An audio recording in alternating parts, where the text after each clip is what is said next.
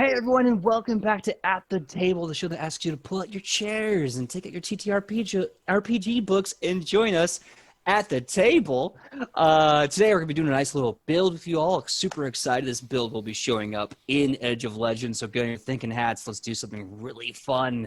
Before we get into that, quick introductions. Mr. Michael Powell, tell them who you are and where they can find you on that sweet, sweet internet.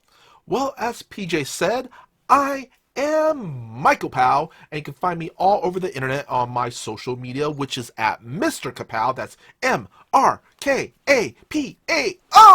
And how about you?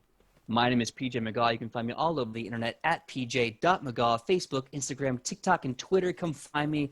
Let's have a good time. Without further ado, it's creating time. All right, let's get to it. We are, as I'm sure you're aware, after episode 40, we are landing in Ahzmakahn, and we are going to go to East Ahzmakahn, a.k.a.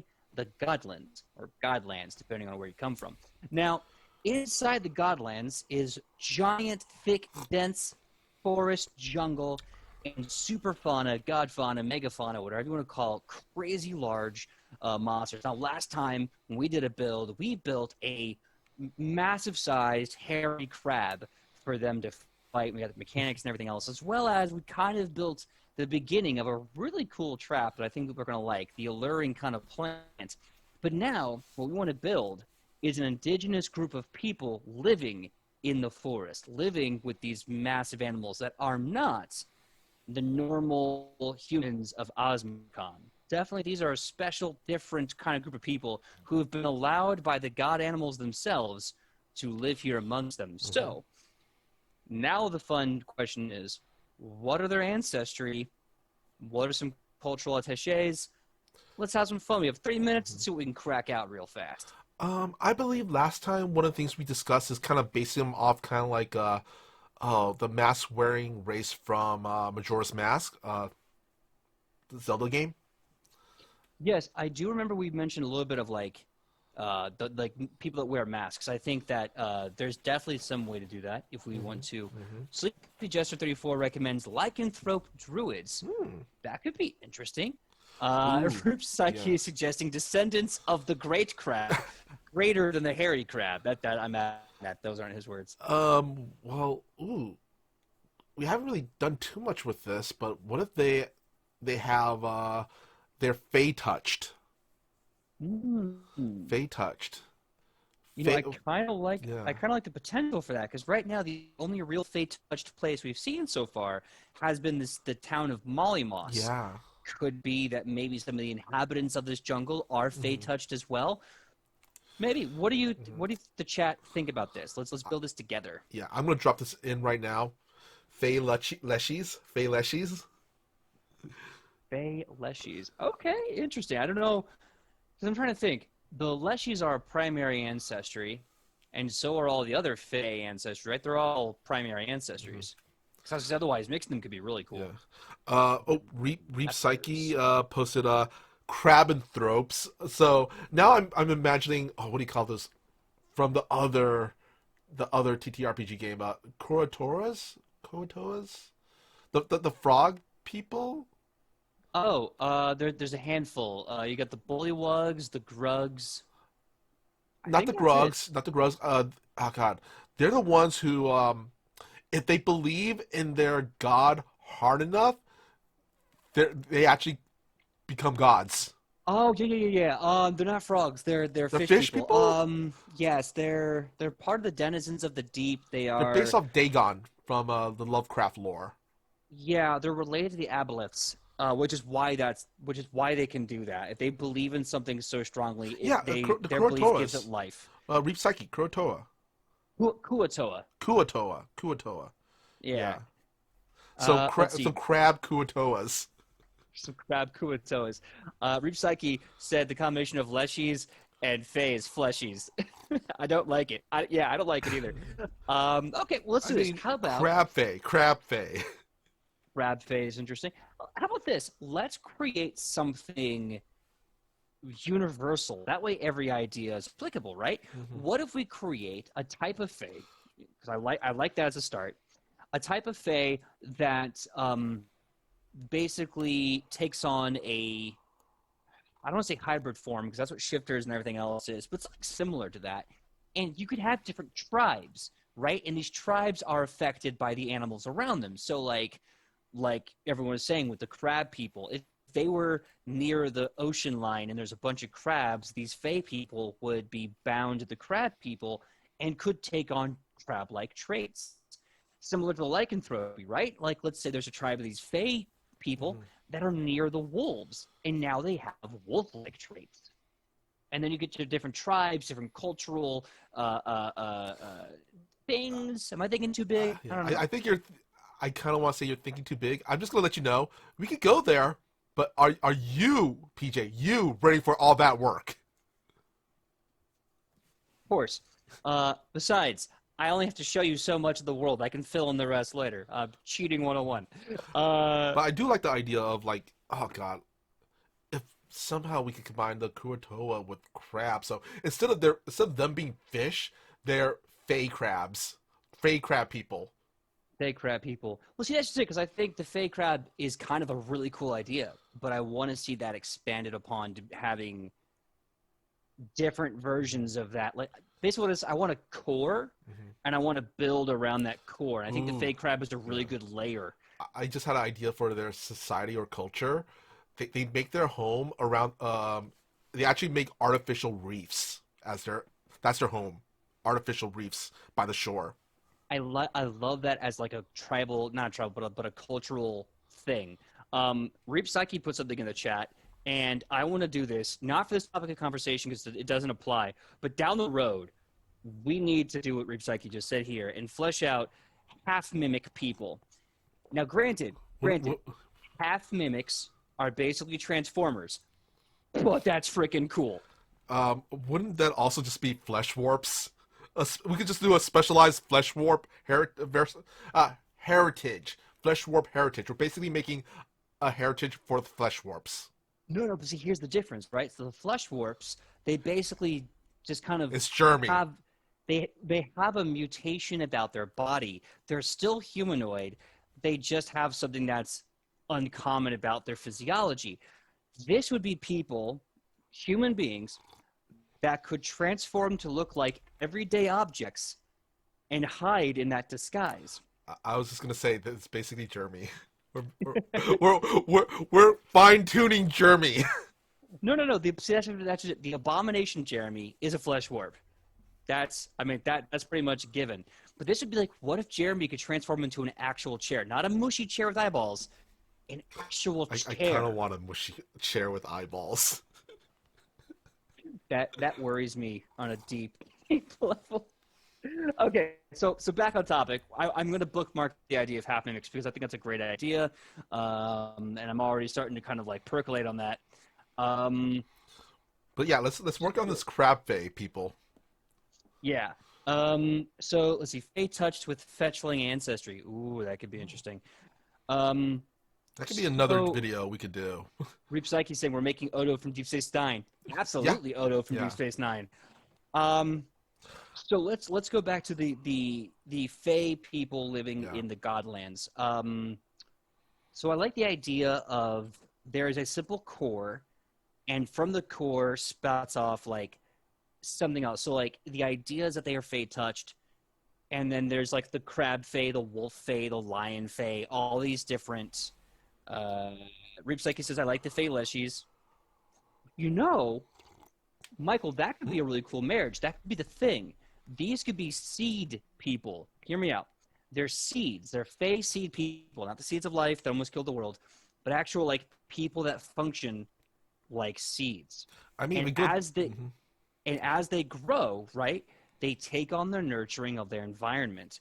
And that's how they're like plant people, but they have a crab claw. They're plant people, but they have wolf fangs. You see how that that work? Because technically, a reef is a large buildup of a reef could be vegetation. So plant-wise, that would be like seaweed. Yeah, exactly. And like, so everything about them could be reflective on this. So they're clearly Fey. They are definitely Fey. But they start off as like little sunkerns from Pokemon, right? Arms and legs on a seed. They're Oh kind of god, like meh, meh, meh, meh, meh. like kind of like sea anemones a little bit. A little bit, but that's just it though. You're thinking still the water and crab Mm-hmm. only. I'm saying this is applicable across the spectrum. But if you want to go that metaphor, a group of them could live by the coast, right? Mm-hmm. They could make as part of their culture like coral reef structures Mm-hmm. on the coast. That's their buildings, that's their weapons, armor, clothes, um, utensils, everything. And Mm-hmm. then like one of their arms could be this massive crab claw, or one of them could have like two little eye stalks Stocks, yeah. coming out of their head. But there's still these like really cool fey plant creatures Mm-hmm. that are taking on the traits of whatever raised them culturally, physically. And in this case, it would be the coastline crab. You could also have wolves, apes, lions. Hell, you could have some people, or some of these people, that have just been deep forest and they've never actually seen anything beyond that. So they get like heavy bark masks, heavy wooden bark Yeah. masks, an ability to basically create wooden constructs out of Mm-hmm. nothing. I But like the idea of plant phase. I think yeah, I like that. like Ripseki put in the chat, We can could be just the call them move. seedlings. See, that's what I'm saying. They'd be seed people. I think we have our Yeah, thing. This is let's so do that. Let's dope. do it. Yeah, so good. Sleepy Jester 34 is asking, would they be druidic or shamanistic? Great question.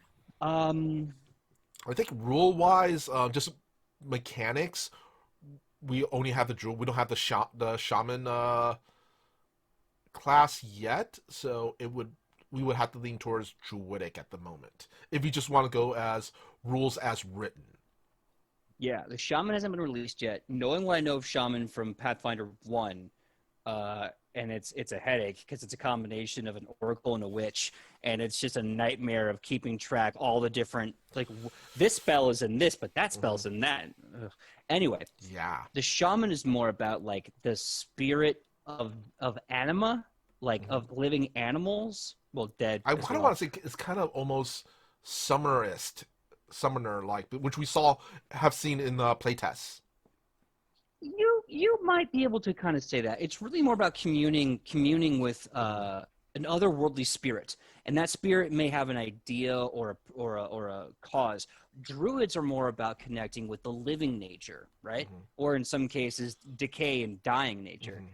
So it's really more like druids are naturalistic. They're based in this reality, the Mm-hmm. power of nature in this reality. Yeah. Shamans are based in the nature of the beyond. Yeah. I mean, for now, we could kind of hand wave it being kind of the summoner playtest focusing on the primal subclass.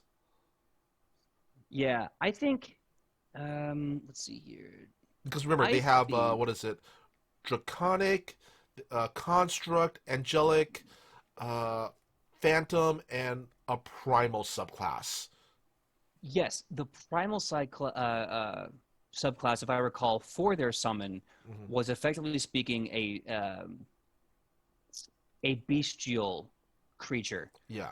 So you're summoning like a werewolf with a lion's mane, Mm-hmm. or some interesting but cool amalgamation of animalistic traits. But again, you're summoning a physical entity. And the difference between here is that shamans are more about the spiritual, ghostly aspect and less Yeah. about the actual green grass. Yeah. I'm just saying, mechanically, until we get the shaman class, we'll just say, okay, it's kind of like this. Yeah. I mean, heck, you could straight up legit just take the Oracle and the Witch as Yeah. granted from the Advanced Players class book, use the archetype multi-class feature, and build a shaman yourself. Sure, sure. So that being said, to answer the question, are these people shamanistic or druidic? I would have to say, because they are Fey related, they are shamanistic, only Mhm. because they would have to be aware of the greater chaos going on around them. I think they definitely lend themselves toward druidity on a more obvious note because they're physically with Yeah, crabs. yeah. But at the end of the day, they're like, we're chaos. We are chaos. You know what? Shit. I get to a Ooh, show. I don't know. That's a good question. Come to think of it. I just had an idea. Ooh, yeah. What if? What? Okay, real quick. I need some back info on Ahzmakahn. Is it mostly humans or dwarves? Because I know we do know that there's a sub uh, heritage of dwarves that are from Ahzmakahn, where Very good itchy, question. but Yeah, a very good question. the majority. Is it human or dwarves? I would say the majority of Asmacon is human. Human. Um, you still have your dwarves, your gnomes. Um, there are five world trees that created all the elves. I Hmm. believe there should be one in There was one in Asmacon. So yeah, you get a good general spattering of things. Okay, because I was thinking maybe like like in the days of yore, way back in civilization, maybe one of the human civilizations they used these seedlings as a servitude, a servitude ancestry, I and then down the line when that civilization fell, they wandered off and kind of created their own culture throughout the Godlands. I'm going to say no to that No, only okay, to ease. Because the thing is it an interesting narrative place to pull from? Sure, but I want to kind of sidestep the obvious uh, unintended consequences of okay, that narrative. because I Um, was thinking like a race. They originally started like Pinocchio. They want to be a real boy. we'll see. I think they can still have that narrative while still being native to the Godlands and just trying to adapt to their environment. So Hmm. like you have seedlings, the seedlings people, Hmm. who are like, we just want to be like a real boy. And dear Mr. Wolf, will you teach us what it means to Hmm. be a real boy? And the wolf's like, I'll teach you what it means to be a real wolf. And they're like, solid. And I Yeah. think that's kind of maybe how that Hmm. worked. All right. Um, So, yeah. so what do we have right now? Because we've been talking a lot about different things. What do we have pen to paper now? Yeah, so pen to paper as I'm writing, and also I do want to answer the question about are they druidic, are they shamanistic? The more and more I try to say they're shamanistic, the more I think they're really just druidic. They're pulling from the physical aspects of living nature. They're druidic. Oh. Um, um, Oh, thank you for the sub, Sleepy Jester 34. Thank you so much. Thank you. That means a lot to us. Um, so what we have so far, I almost got it. Okay, so we have the Stay Leshies, aka Seedlings. I love that as Mhm. a group. Oh, and Hedgie Claire, thank you so much for the sub. Oh, thank Awesome to you. see you. Um, so the Seedlings, they are Fey seed people that changed and grew, or they change and grow with their environments, changing with the animals and lands, taking on their traits as part of their physiology and culture. Hmm. Um, so you have different tribes kind of representing the different animals and surroundings. And in theory, you could put a seedling into an urban environment like New Hmm. Jack City and have a very different seedling grow up with people, city Yeah. streets, concrete cars. Ooh, PJ. Like, I'm envisioning now a deep tribe of seedlings who, I guess, their patron is the lion. So they're like plant people, but they have a mane of vines. See, what I'm saying, and what I really love is that they can be both fleshy. Damn it, Reap. They could be both fleshy, and they could also be beyond vegetation. Yeah. They Oh, can be both yeah. flora and fauna. That is Yeah. so dope. PJ, remember that what do you call it? Remember Alice in Wonderland, the Disney movie where when Alice shrinks, she's in the flower garden and there's these lion flowers and these like animal type flowers and stuff. I'm kind of getting those vibes. Yep, 100%. I believe they were the dandelions because Yeah, yeah, man, yeah, they yeah, yeah, liked yeah. they like their jokes on the nose. Yeah, no, I really like these because now we could have a tribe Hmm. that you stumble into like crab tribe, and they're like leshies, like an actual organic crab claw, and they're wearing coral reef armor, and they could even have weapons made of like solid I, spiny I would love to see stuff. their hair is like seaweed. They have like seaweed, like long seaweed hair.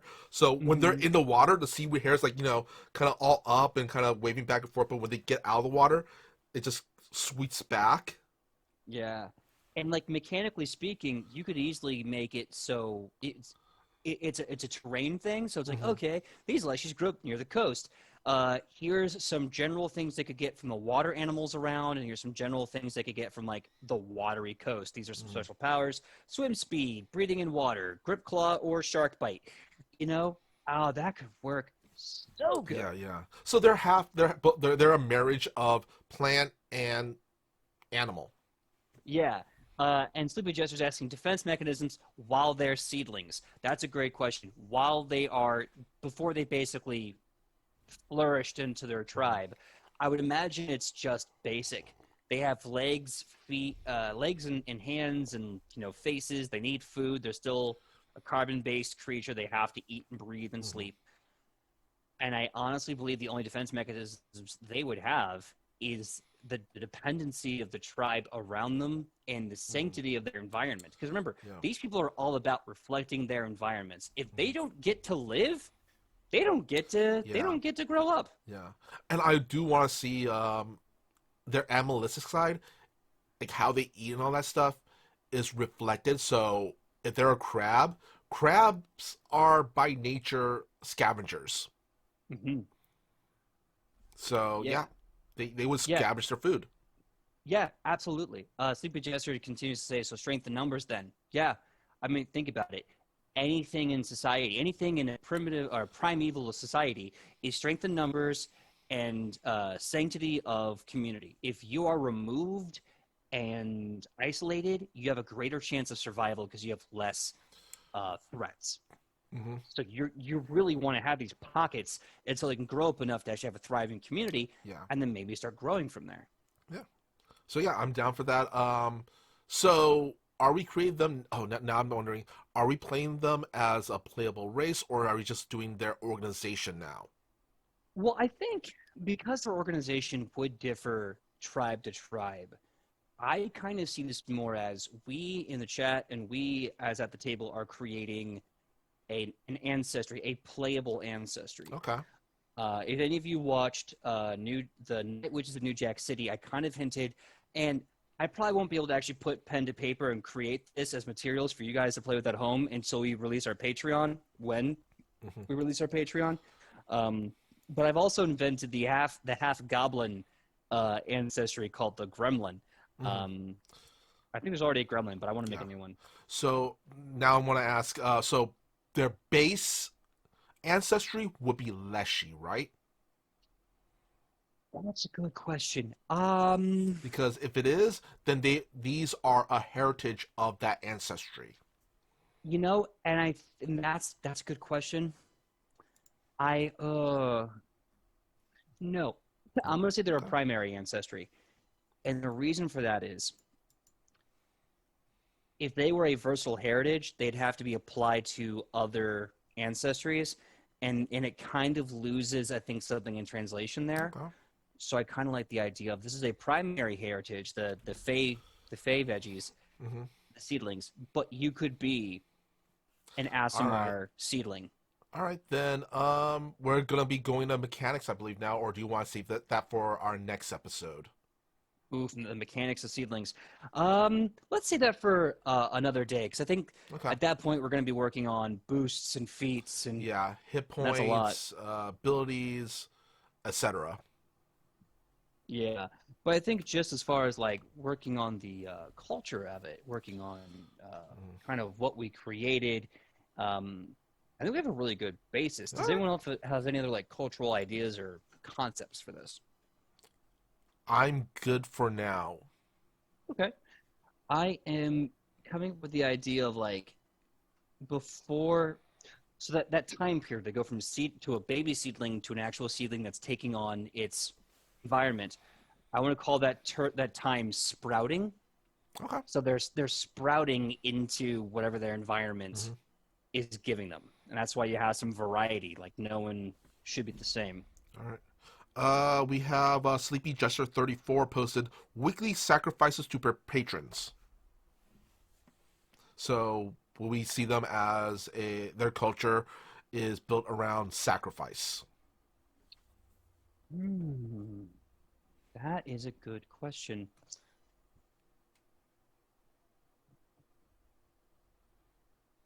Hmm. I think that would depend on the tribe. Okay. Just think about it. There are some animals that are scavengers by nature, like the Yeah. crab in this example. I think maybe certain scavenger tribes would give a tithe of their scavenge to the greater energies that made them as a thank you. I don't think predators would. I think predators would have the idea of like wolves and such, raptors, if you will. I hunt, therefore I praise. Hmm. You know what I mean? Yeah, and also I kind of also want to point out when you're sacrificing something, it doesn't necessarily have to be like an intelligent creature or anything because it could also be a sacrifice of a harvest like plant grains or plants and fruits and stuff like that, or it could be even more of a metaphysical sacrifice like you, maybe when you join their druidhood. I might be making up a word now. You Yeah. sacrifice your name and you take on a title. It could be different types of sacrifices. And and Hedgie Cleric posted, "This is downright charming." Thank you very much. Aw. That's like Reap Psyche. I don't know if we already mentioned this a while ago and I forgot. They could be like sea turtles. Yeah. Literally nothing for a long time. It's a miracle they're alive. I think that's true because I think the whole idea, but in my world, the Fae are a very alien, remote thing that has infiltrated on accident, and the touches are all over the place. Hmm. Everything Fae is by some nature a little alien. So it's kind of strange that it survives, Hmm. but I think it's also kind of fair to say that it wouldn't survive Yeah. easily Yeah. everywhere. And this kind Also, of makes sense with yeah. these individuals. Also, really quick, I went into the Leshy page on the archives, and Hmm. I am absolutely digging this Palanquin artichoke character NPC. A pangolin? No, Palanquin. Oh. It's like an armadillo. Oh yeah, yeah, pangolin. Yeah. Pangolin meets an artichoke or a with a nose that's kind of like a pear, That is too cute. Oh my God. Is he doing that little like excuse yeah, me, yeah, I yeah. was So wondering. Oh, so holding cute. up a what do you call it, a staff. All right. So that's honestly So that's kind of what I'm envisioning one of these seasons, kind of like that. I love it. I can absolutely see that. Especially if they would like be connected to a like an environment where one of the greater super fauna is a pangolin, they would absolutely want to model themselves after that pangolin, right? That's their Yeah, environment, that's and their yeah, entity. and their diet, their main source of diet is artichokes. They really love the deep fried artichokes. Fantastic dipping sauce. So good. Oh my God. Okay. TGIF Ahzmakahn. God. I uh I just keep thinking of avocados and now I'm hungry. All right. So what we have when the heroes of Edge of Legend, Wednesdays 8 p.m. Pacific Standard Time, get to East Ahzmakahn, eventually within they may find the people of the Forest of the Godlands. They are Fey Leshies, or better known to us as Seedlings. They are Fey seed people that change and grow with their environments, changing with the animals and lands, taking on their traits as part of their physiology and culture. As seedlings, they have no defenses before sprouting, and it is up to their communities to protect them as they sprout into what their surroundings create of them. They are druidic in nature, very loyal to their communities as such, and tend to have a culture that differs depending on what their collective consciousness describes. Hmm. So, yeah, I think we have a very interesting group Yeah. of people that could Hmm. really give some fascinating growth depending on where you put them in the world. And I'm loving this post from Hedgie Cleric. Artichokes because they're full of heart. Oh, artichokes. Artichokes. That's so cute. No, I love this, and I think we did something really cool. And eventually, maybe one day, we will stat them. I don't know about creating 50 ancestry feats for them, but we can definitely create some stats and some other stuff. That But that could be the Patreon. The Patreon. yeah, absolutely. Once I can quit my day job and just write full time, that'll be what I do for you all. Well, without further ado, we've created something amazing. We've created the Seedlings. Really excited about uh, showing this off. I don't know if we'll get to it by this week's episode, but they might be an Ahzmakahn for the next 5 episodes, so somewhere in there it's bound to pop up. Until then, thank you, and let's say our goodbyes. Mr. Michael Powell, tell them who you are and where they can find you on that sweet, sweet internet. Well, you can find me all over the internet on my social medias, which is at Mr. Kapow, that's MrKapao, or my Facebook page, which is facebook.com/Michael Powell Does Stuff, because I do a lot of stuff, such as my YouTube channel, which is youtube.com/, Fantastic Tales of Adventure. And also, you can find me, let's see, on Thursdays on the Toyzilla Network channel here on Twitch for Toyzilla Live, where I talk about toy news and nostalgia stuff. So it's a lot of fun. Hope to see you there. And how about you, PJ? My name is PJ McGaw. You can find me all over the internet at pj.mcgaw. Facebook, Instagram, TikTok, and Twitter. Come find me. Let's have a great time. When I'm not here Tuesdays with Mr. Michael Powell, you can find me as the GM of Nat20 Productions flagship Pathfinder 2nd Edition homebrew show, Edge of Legend, Wednesdays, 8 p.m. Pacific Standard Time.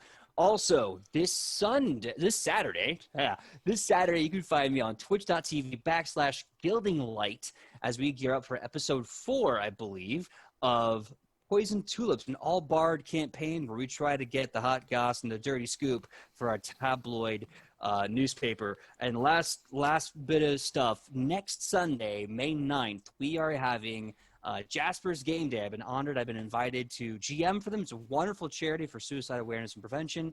And we're going to be doing the show, the one-shot, the Hell Knight Armature game, 7:30 p.m. Pacific Standard Time. We got promotionals. We'll be putting that out next week, and I'll probably be hyping it up until then. So until then, we'll see you same Nat time, same Nat channel here at the table. Bye. And, bye.